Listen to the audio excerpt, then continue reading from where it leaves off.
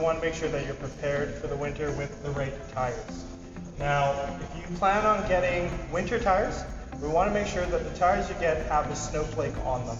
That means that you're prepared for the winter driving conditions and they conform with the minimum requirements. Now, in terms of all-season tires, if you don't plan on getting winter tires, you want to make sure that your tires have at least 4 32nds of an inch of tread remaining. That makes sure that you are prepared to displace all the water and snow that you're going to be driving through. We want to make sure that your all-season tire is up to spec on tire pressure. Check your manufacturer, make sure that you have enough air in them. And also, for your all-season tires, make sure that you have the M+S rating. This signifies that you are prepared for light winter driving conditions on your all-season tires. The next point we want to mention is making sure your vehicle is fully checked over and a service professional, making sure it's fully maintenance, up to date, and make sure important things like getting your battery checked. For our next driving tip, we want to make sure your wipers are in good condition. Just quickly inspect them, make sure there's no tears, no nicks on them. Obviously, when we're driving in the wintertime, we want to make sure we get clear visibility. And most importantly, if you have an SUV, it's often forgotten, but you do have a rear wiper blade that needs attention as well. Next thing we want to talk about is preparing your vehicle with the right fluids. So come wintertime, they do make mixtures for the wintertime that specialize in not being able to freeze as easily as all-season material.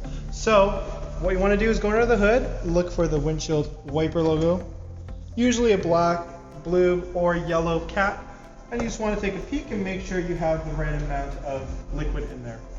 Another common fluid you want to check is going to be your engine coolant. If it's been a while since you've done a coolant flush, check your owner's manual, schedule maintenance, and see if that's something that you require doing. Otherwise, you want to take the cap off if you have a protective cap on your vehicle, and you want to remove that cap and ensure that you have the right amount of coolant and to make sure it's the right color.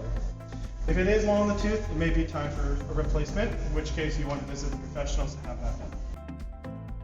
If you are planning to go on a road trip, always plan for the worst, which includes packing and carrying a first aid kit, an emergency kit, which also will consist of jumper cables, other useful items as a flashlight, and gloves.